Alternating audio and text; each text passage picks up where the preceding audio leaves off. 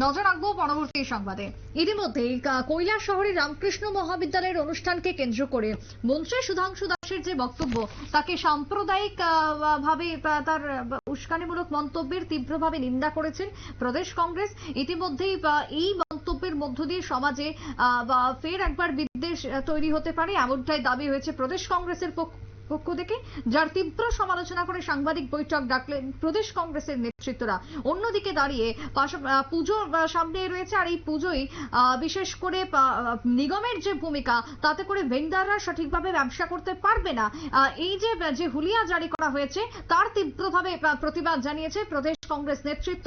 কংগ্রেসের মুখপাত্র প্রবীর চক্রবর্তী আজকে সাংবাদিক বৈঠক করে এই দুটোই বিষয় নিয়ে ঠিক কি কি উত্থাপন করেছেন শোনাবো। প্রধানত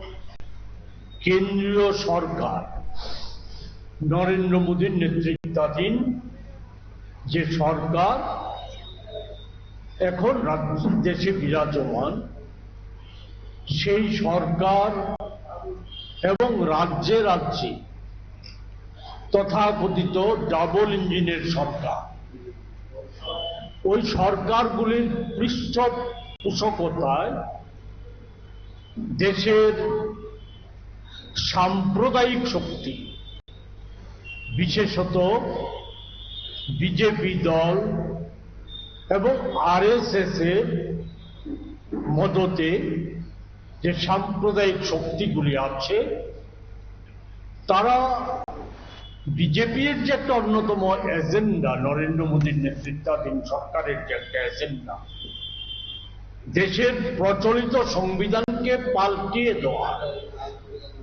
সেই সংবিধানকে পাল্টিয়ে দেওয়ার লক্ষ্যে সেখানে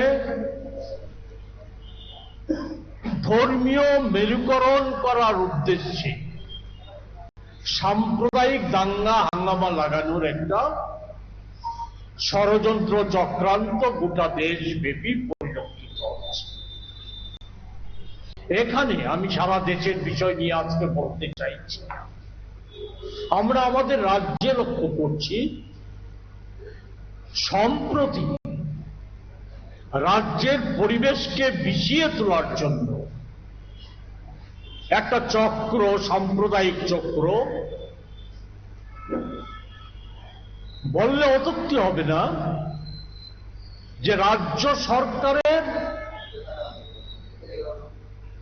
প্রচ্ছন্ন মদতে এই চক্র রাজ্যের সুস্থিতি, সাম্প্রদায়িক সম্প্রীতি।